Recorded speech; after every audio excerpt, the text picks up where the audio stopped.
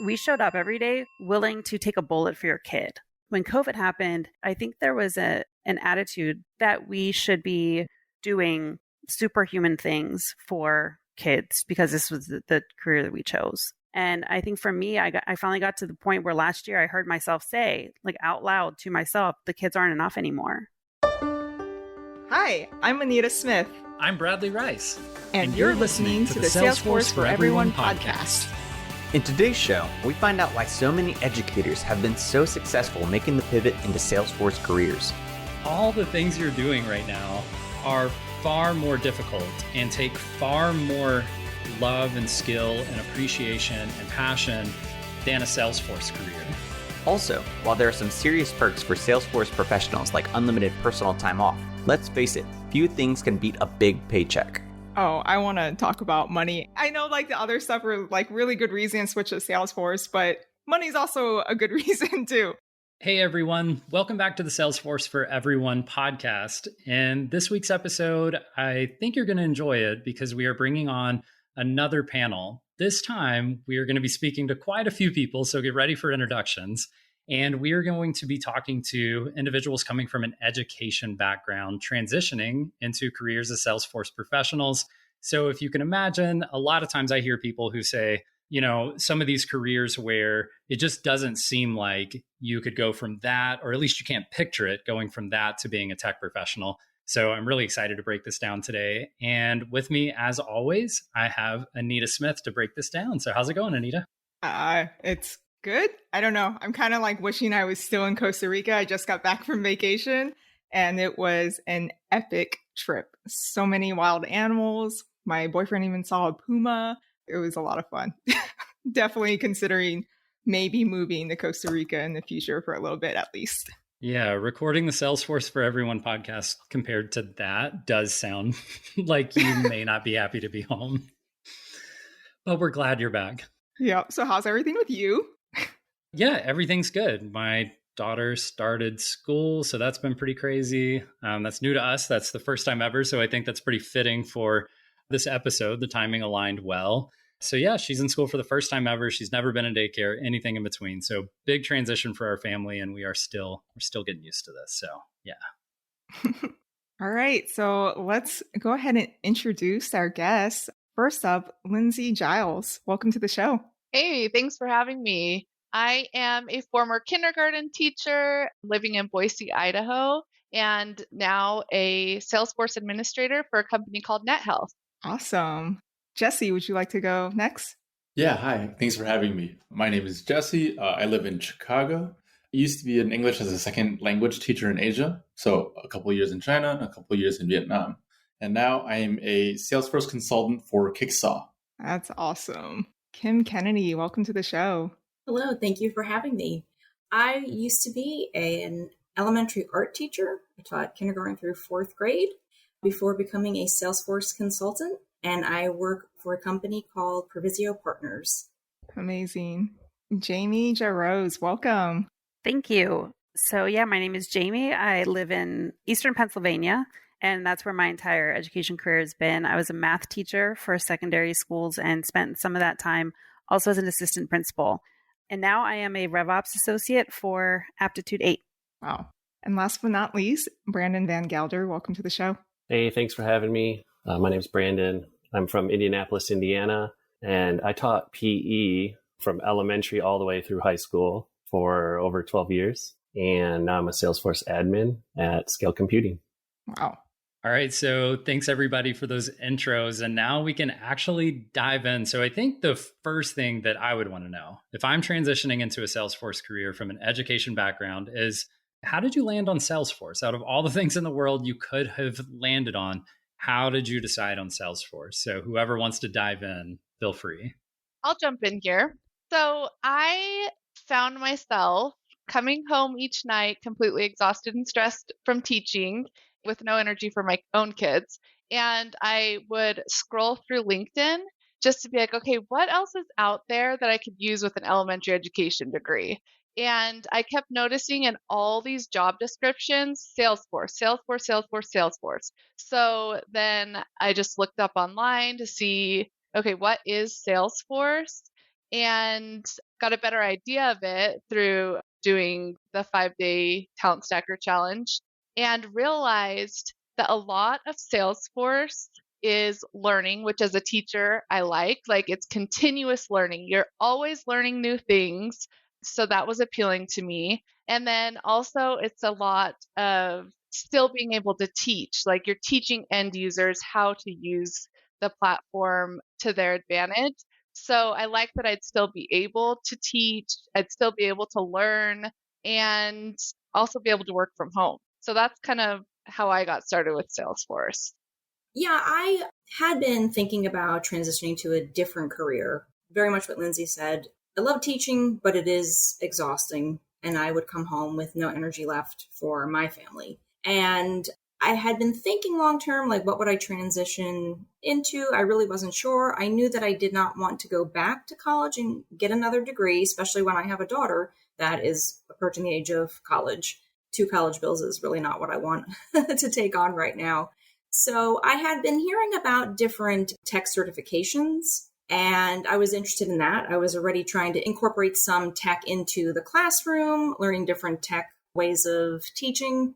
And so I heard about Salesforce just through a podcast, and I was like, all right, well, that's, one stream I can go. And I looked into it. And what really drew me to Salesforce was their one-to-one giving back model, and that they work so closely with the nonprofits. And for me, that was the connection I needed. I wanted to do work that I felt was still very meaningful, to leave a career where you feel like you are making a difference and giving back. I wanted to transition to something where I could still do that. And again, like Lindsey said, there's a lot of the skills I already have as a teacher that I can bring to, especially with consulting.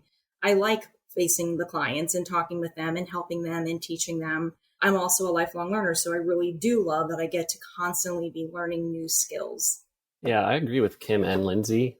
I learn something new every day in Salesforce, and I do get to teach still, which was a big part of it. And I originally found out about Salesforce from episode 117 of the Choose the 5 podcast that had this crazy guy on there named Bradley Rice. And he talked about making a lot of money part-time, and that intrigued me, but I had no idea what Salesforce was. And then I kind of fell in love through Trailhead, and, I haven't looked back over the past 3 years. I will say another thing that intrigued me about Salesforce was I could go in entry level and I think I'm making 34% more than I was making having taught. So that was definitely appeal to, and way more room to advance and to increase your salary than there is in teaching. So my situation's a little bit different from what I'm hearing. Some things are the same. For me, the pandemic was huge. When we got sent home in 2020, outside of the extreme fear of dying, I thrived during that pandemic. I loved working from home. I was able to get creative. I had some flexibility and some time to do some things with my family that I didn't normally have time to do. And I think after that was when I really understood that I wanted to be working remotely. And I hoped for that for 2020 into 2021, because there were some exceptions being made for some health issues and that sort of thing. And they were not able to accommodate me. So that was when I really started getting interested in trying to find my way out. And also, it's not like I didn't look for another career in the past either. I did. And when I hear you say, Bradley, of all the things that you could have done, why did you land on Salesforce? I don't know if I'm unique in this experience, but I didn't feel like there were a lot of other things to land on.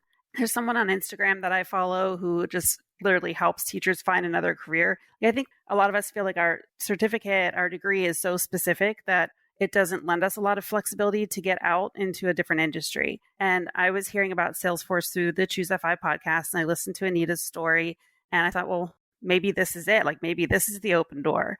And so I started studying and playing around a little bit. But then in January of this year, I knew I had to get out. I just knew I had to do something different. And I wanted to start having some fun. And I was having a lot of fun with Salesforce. I totally geek out when I talk like this, but data's fun for me, and to me, Salesforce is like a very boring way of looking at a video game sometimes. You crack something and you're like, I just beat a level, because I got a flow to work, and you want to celebrate that. So that's how I got here. I got here through Choose FI and taking a chance, but finding something that it ended up fitting me on so many different levels. And I had never heard of Salesforce before hearing it on the Choose FI podcast. Yeah, similarly to a lot of people here, I had never heard of Salesforce before. So I loved teaching. Back when I was a teacher, I really, really liked it. But during the pandemic, I felt like I really needed to look at my life and really think about what I was doing. I found Salesforce through Choose FI. So I'd been listening to Choose FI for years. And I've always dreamed about, reaching financial independence. And I knew from a teacher's salary that it just wasn't, it's possible, but it wouldn't have been as easy. So when I heard about the salaries that Salesforce professionals were making, I had to give it a shot. So, fast forward 2 years later, I don't regret this choice. I think that I'm a lot closer to it's going to be a lot smoother of a journey to FI than had I stayed a teacher. Yeah, if I can pop in on that too, I took a pay cut. I took probably a $20,000 pay cut to leave teaching and to go into this career. But the potential for what's going to happen in the future is so much more than what I had available to me. And the less stress and the happiness and the holistic approach to my life and the company that I landed with is so progressive. And that was part of my problem too, is I don't know why, but I expected after the pandemic that we were going to change as an industry, and we didn't. We did not. It was over and over again. We need to get back to normal. We need to get back to normal. And our normal has been normal since the 40s, 50s. It has not changed. And I called the whole pandemic a failure of creativity. And I saw that in my industry as well. And so I shifted to an industry that is all about adapting and changing. Yeah, it's really exciting to be a part of an industry that is growing and there's so much room for growth. That really excites me. As an art teacher at the elementary school, there was no upward growth. Yeah, it's really interesting. We covered a lot of information right there. There's so many different directions we could go. I heard about burnout and trying to transition into something where you can still feel like you're having an impact on someone or something, or transitional skills that you feel like were valuable, or your pay, or working from home, or anything in between. And I love the last point that came up about just being able to be innovative, to think and solution and create something. And when it's not working right, we can actually do something about it. And I think when you come from, especially, I imagine, public school systems and private school systems too, but, you get into these areas where nothing changes, or it changes so slowly. It's just so frustrating. And in the Salesforce world, you can see a problem today and fix it by lunchtime and actually do something about an inefficiency or something that's not productive that's happening in the world. And you can fix it on the spot. So I really love that. So we have so many different directions we could go. So I'm going to lean on you, Anita. Where do we want to go next with this conversation? Oh, I want to talk about money. I want to go back to what Lindsey brought up. I know the other stuff were really good reasons to switch to Salesforce, but money is also a good reason too. Lindsey, you had mentioned you got about a 34% increase in your salary for your first Salesforce role. How many years did you work in education? Well, I kind of had a convoluted way of getting there. I worked part-time as a substitute teacher while my kids were in school. And then I worked online as an ESL teacher for a few years. So I had my own classroom for just a year and a half. So I was kind of just starting out in teaching. So it was comparable though, just starting out in teaching, making about $55,000 a year, and then just starting out in Salesforce and making about $72,000 a year. One with a 4-year degree that cost me quite a bit, and one a certification that took me 3 months to get, and a couple $100 to take the test. Wow. Did anyone else see a jump in pay, or was it very similar to what you were making before? I had a bit of a jump from my first position, but I think it's not really notable given that a year after starting that, I almost doubled what I was making in my entry-level position. So where I'm at now is probably beyond, I think, where I would have been at the end of my career as a teacher, or at least 20 years into teaching or something like that. Yeah, that I think maybe people don't know. I don't think many people know this because I don't share it too often, but I got a bachelor's of education because I wanted to be a high school economics teacher. And I got certified to teach math from 5th grade all the way to 12th grade because I knew that would be my foot in. And then hopefully I could weasel my way into being the economics teacher if I just got my foot in the door. Because I know they don't hire nearly as many econ teachers as they do math teachers. And I remember my goal financially was I thought I was going to start in like the $30,000 to $40,000 range. And then hopefully one day, by the time my career was over, I would be tenured and maybe, head of a department or something like that, and maybe make $70,000 or $80,000. And I was okay with that goal because I was aligned with the values of teaching. But yeah, it's a very different world when you move into, I guess, the tech space, specifically the Salesforce ecosystems. That's really interesting. Did anyone, I think the actual salary number is one thing. And like Jesse said, it just skyrockets once you get that first year under your belt. You just go up, up, up. And then I'm sure it puts any reasonable teaching pay sort of but below that. But, we talked some about remote work also. Are there other fringe benefits or some of those benefits that maybe aren't strictly a pay increase? I got some. So a big incentive for me was my company does unlimited personal time off, unlimited sick time. And we're hired, this was said to me in my first interview, we hire competent adults. We expect you to get the job done. And it's not micromanaging. And, they hold us to a high standard, and I'm happy to meet it. But I have some chronic health issues. And I literally was coming to the end of sick time. I have 24 years in education, and I was having to budget time with doctor's appointments and trying not to take entire days off, even though I might have gotten, I have infusions that I have to get that make me tired. And I had to show up on a half day. Now I can work my schedule around that, and they're happy to accommodate me. That was a huge benefit for me, that there's no price tag I think you can put on that. I agree with that completely. I can start my day early and end early if I want.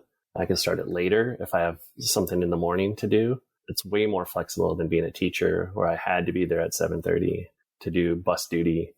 I had to stay till 4:30 to do end of the school bus duty and then have our meetings after school. And having the people in your company just trust you to get the work done. You aren't being micromanaged like you are sometimes in teaching.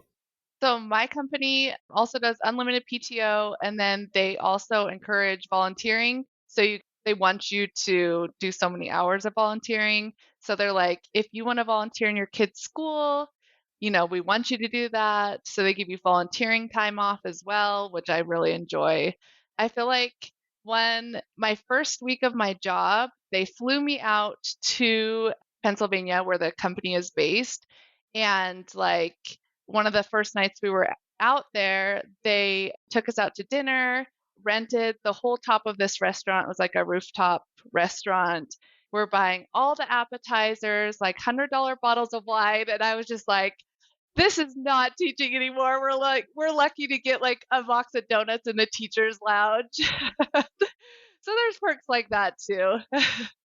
All right. So we all know the reasons why you guys pivoted into a Salesforce career.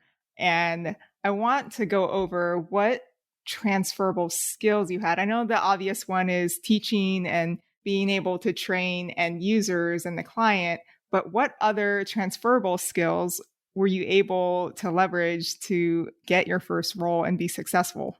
I think a big one, especially for teachers probably, is empathy. I think we can easily empathize with our clients and understand where they're coming from. I think another transferable skill is being able to pivot to kind of having to stop one thing, shift into another. I would do that all day long as teaching, having to shift from teaching kindergarten and teaching fourth grade. And it's not just the content changes, it's how you deliver the content that also has to change. Yeah, I agree with Kim with changing how you teach the different grade levels, because I had to do that too, teaching PE. So I got all the grade levels. But just being able to prioritize a lot of different things going on when you're teaching, writing lesson plans, what you're actually teaching that day, any big events that are coming up at school, talking to the principal, talking to the regular classroom teachers, talking to other specialist teachers, and trying to balance all that on the daily and being able to take that. And I mean, in Salesforce, you're talking to different departments, different users, all sorts of people every day. And it's a highly transferable skill that you might not think of that right away. Oh, I'm a teacher. It doesn't really relate, but it does. And it's something I use every day.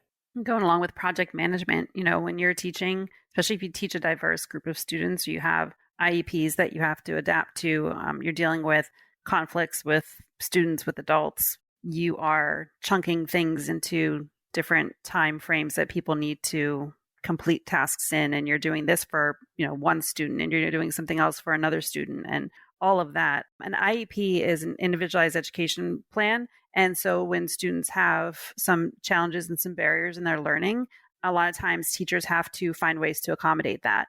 So if you have some anxiety issues that cause you to not be able to handle like deadlines that are too rigid or something, or a lot of times like ADHD, lots of things like that, then I might need to adapt your assignment so that you have some more flexibility. But for someone else, I might have to change the readability of something that they're working with. And for someone else, I might have to provide more visual cues, so we have a lot of different ways that we know how to present to people. And I know in my position, a lot of it is client-facing presentations.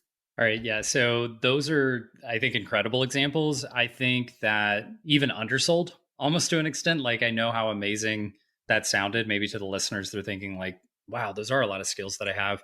But I think even from my perspective, like with my daughter starting school, I imagine especially at the beginning of the school year, there's a lot more parent interaction going on, and maybe just balancing small things like getting parents to act right in the car line, or understanding that the kids are coming in late on buses because the bus driver is still getting comfortable with the routes, or just getting comfortable with getting, kids to classrooms and figuring out the personalities and all these different things. And I know, my daughter's kindergarten teacher, it's sort of selfish because I should go tell her about Salesforce and be like, all the things you're doing right now are far more difficult and take far more love and skill and appreciation and passion than a Salesforce career. And you would be incredible the way, my daughter had an issue at school on like day 2, and I messaged the teacher and she responds same day at like 6 p.m. after she's off work.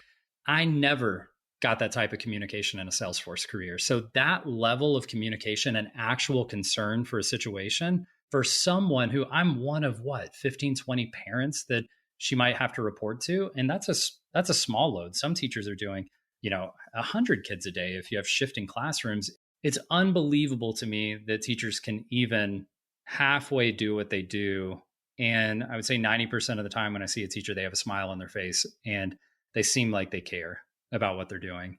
And I think if educators just mass transition into Salesforce careers, that they would wipe the slate clean, because Salesforce professionals historically, to me, Salesforce for Everyone and Talent Stacker, this represents the next generation of Salesforce talent. This is the next generation of the Ohana. It's a different energy. It's a different passion for the career, because we've heard about it not coming from tech backgrounds and not being basically just guided into this, I used to work in some other tech space and now I work in Salesforce. And yeah, I worked remote for the last 20 years. That's not a reality. So we care so much more about it. So if you can't tell, I'm a huge fan of teachers. I wanted to be a teacher, and it's no surprise to me. I heard burnout mentioned a couple of times.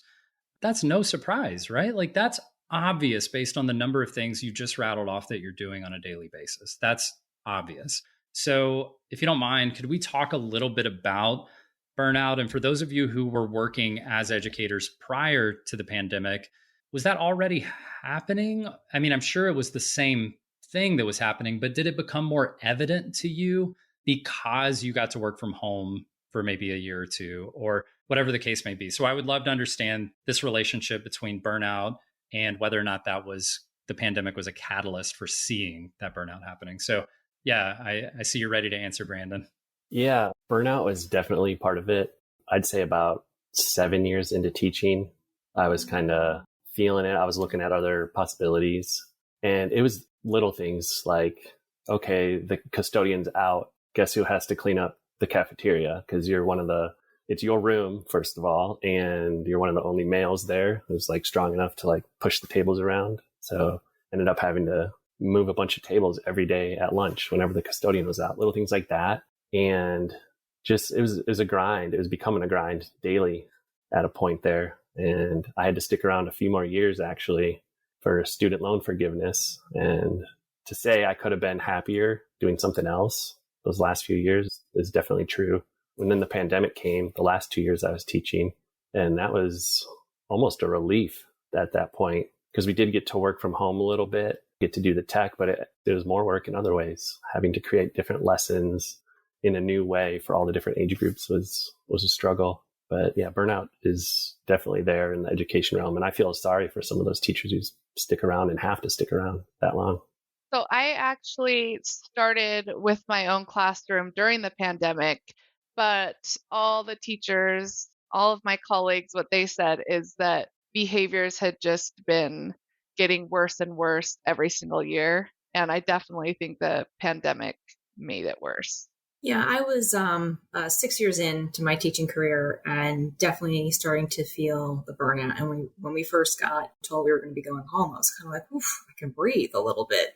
It was not my favorite way to teach, but it definitely shifted my perspective. It gave me that time that I didn't never have before, and I knew I'd never have again, to really take the time to learn a new skill. And so I took advantage of that. It definitely made me rethink staying in education. I knew this was a big change. It was a big change in the world, and I knew things were never going back to what they were going to be.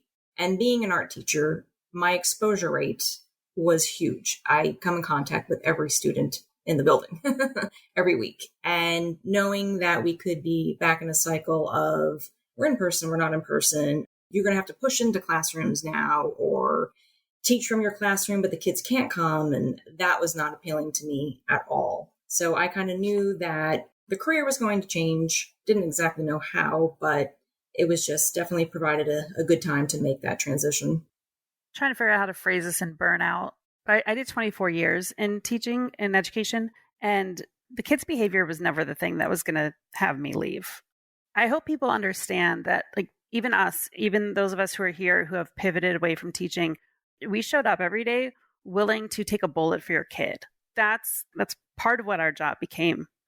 There are so many societal things that are not changing in a positive way for teachers, and that was a big one. And when COVID happened, a lot of our kids, like the hybrid year, I call it the hybrid year, like right, the 2020, 2021 year, we had students there every other day. A lot of kids had to take on a lot of responsibility at home. Things were really rough for them. Things were really rough for parents. Like, it was just hard all around. But I think there was an attitude that I was feeling from, it's hard to pinpoint which populations were doing it, but it was just kind of like this expectation that we should be doing superhuman things for kids because this was the career that we chose. And, I think that's part of the burnout. Like, you do that for as long as you can do that. And then you get to a point where it's like, I just can't anymore. And I think for me, I finally got to the point where last year I heard myself say, like, out loud to myself, the kids aren't enough anymore. And that's a reality I had to face, because if I can say that, that means I shouldn't be in the classroom anymore. I'm not doing them as much of a service as someone else might be able to do. So the burnout comes from, I think, a lot of different angles. I appreciate that statement, because I know it's not a lack of your care. It's just simply, it's a threshold. It's just and I'm sure you never wanted to get to that point. And obviously you never wanted that to be a reality. And then it happens. So yeah, I think for the listeners too, that's also a reality. And if they're being real with themselves, they've probably had those thoughts too at times of, is this too much? Like, how long do I stay in? Because I do care about what I'm doing and I care about the impact I'm having. But when do I have to do something that's right for me and my physical and mental health and everything in between? So that's huge. So thank you. Yeah, that sounds extremely draining. And I mean, you can't help others when you're just not in it anymore. You can't pour an empty cup, But moving on to your now new career, how do you guys feel at the end of the day, at the end of the week versus how you felt before? So good. I love it so much. I work from 7 a.m. to 3 p.m. because my company's on East Coast and I'm on Mountain Time. And so I'm done by the time my kids are home from school. I don't have any kind of commute. I have energy at the end of the day to go for a bike ride and, to just do hobbies and see friends, do things with my kids. So it's such a huge difference how I feel at the end of the day working from home as a Salesforce professional versus how I felt coming home from teaching. So I'm super, super happy. I mean, same thing as Lindsey. I absolutely love it. Actually, it's kind of funny because the first couple of months I started my first job, I was fully remote and it was actually 40 hours of work. But yeah, I kind of had too much free time. after work, I'd already be at home, and I kind of wouldn't even know what to do with my day because I had so much free time. So I loved it. But like the new problem was like, what do I do with all this free time now? Which is a great problem to have. But yeah, it definitely had more free time. And one thing now is leave work at work, even though I'm working from home. So, like, home is my place of work. But before, when you're teaching, you're just constantly on. Like, I would dream about situations at work and how to fix them, and just constantly be thinking of it, always doing lesson plans, planning activities. And so, way more than 40 hours when you're a teacher. And whereas with Salesforce, in my situation, it's like I work my hours and then turn my computer off and focus on my other parts of life. All right, so we've covered a lot of information in the show right now. I mean, we've talked about pay, we've talked about benefits, transferable skills, burnout, and everything in between. Is there anything, speaking to the educators in the audience, I mean, we're talking thousands of people. Is there anything we're not mentioning that anyone would like to bring up that you just feel like we have not talked about this and it's worth sharing? I think there was a lot of wariness around that transition from being face-to-face to 100% remote. And for me, I've been blown away by the organization that has to happen in order for the remote company to work. And I think I have more quality face-to-face human time, particularly with adults, but in general, through the remote setting than I did in a building. Yeah, I think that's interesting that you can have that transition. Does anybody else have, anything around that pandemic related transition, how that shifted things for your work? Or, did you think that things were going to be able to maintain and we move into this new era of education? Like, did you have hopes and dreams of this whole new shift that the pandemic was a catalyst for? And then maybe it did happen or didn't happen. I mean, I guess I'm asking, like, how did the pandemic shift the way we know education, or did it at all? Or are we just back to normal now?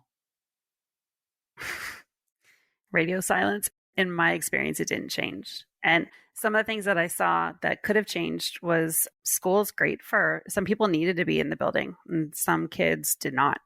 And they did better when they were not in the building all the time. I also, for my school, when we went back for the hybrid schedule, we had students Tuesdays, Thursdays, and Wednesday, Fridays, and Mondays we were all at home. And that was a fantastic day. And not just because we were at home, but because that was our day to meet with parents. That was our day to meet as a team. That was our day to tackle like actual problems. We had study groups with kids who needed extra help. We had so many things going on. And I think we were hoping that when we went back, we could keep something like that. We didn't change anything. We didn't change anything to take advantage of anything that we learned during the pandemic. It all just was as quickly as possible. Let's go back to air quotes normal, and normal wasn't working. So I've kind of got to, unless anybody else wants to chime in, feel free to, but I've got to me what I sort of consider maybe a selfish bonus question, if you will. And so I think that question is, I'm going to try to frame this in the correct way, but in your opinions, what does the future of education look like? Because we talked about innovation has been slow in the school systems, and it will likely continue to innovate very slowly. And then we have these shifts where we have an entire panel of people here, which represents truly a small subset of educators who are transitioning into Salesforce. And really, I imagine educators are transitioning into a variety of different professions. And so, in your opinions, do we have just as many educators coming out of colleges with bachelors of education filling these roles?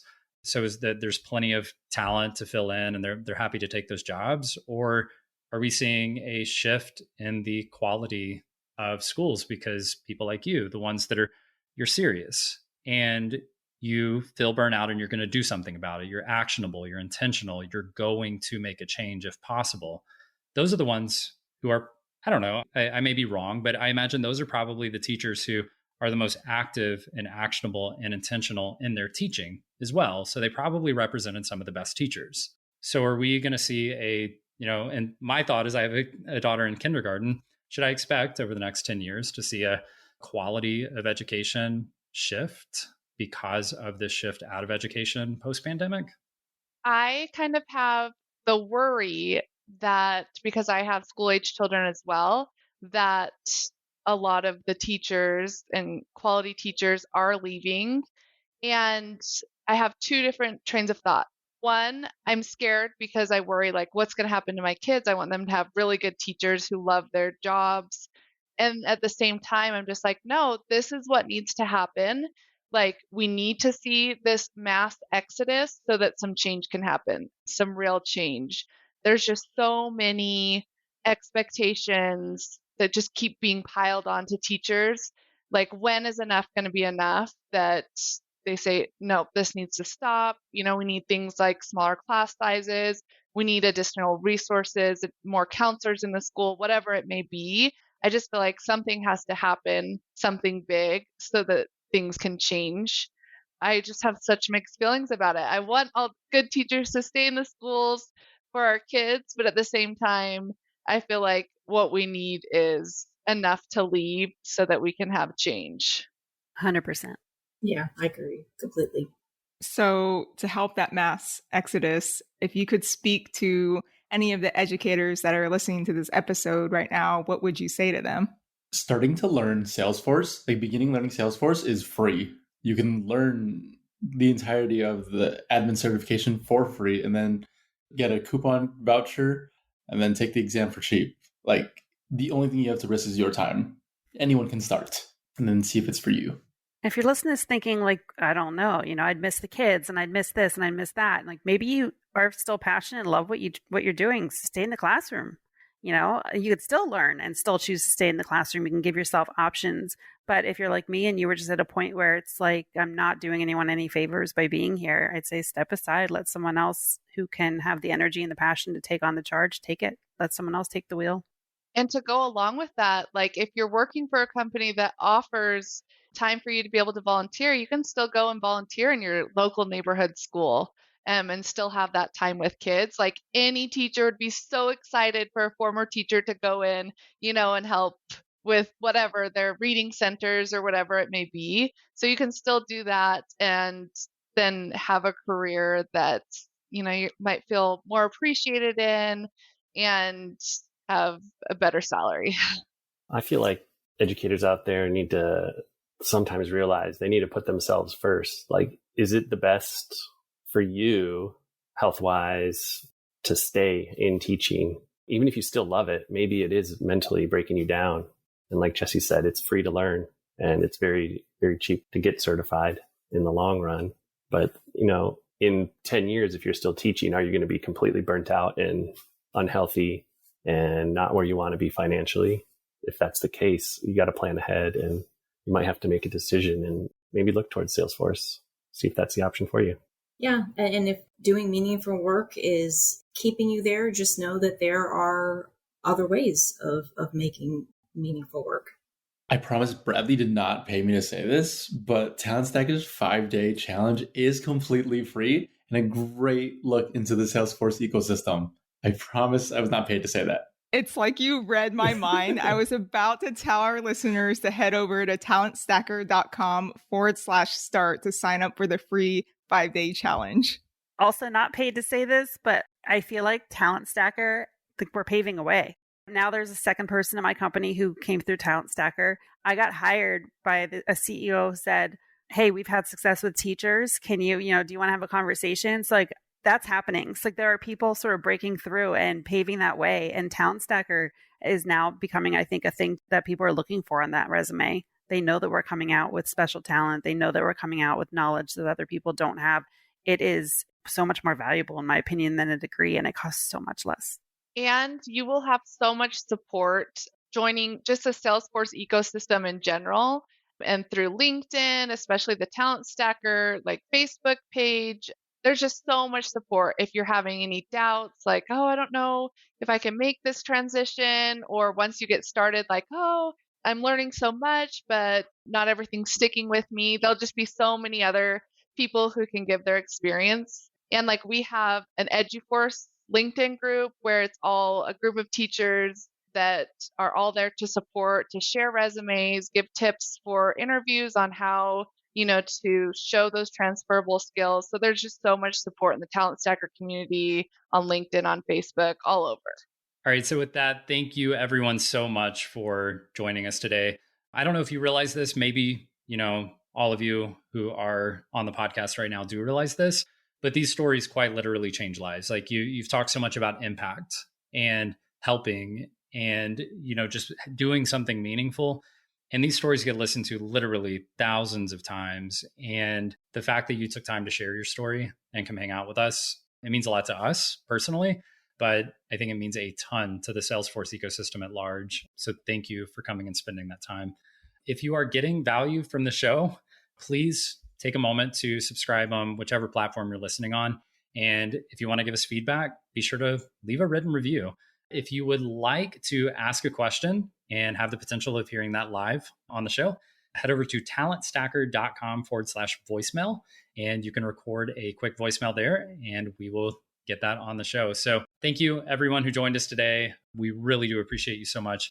And thanks to everyone listening, and we'll catch you on the next episode. Bye.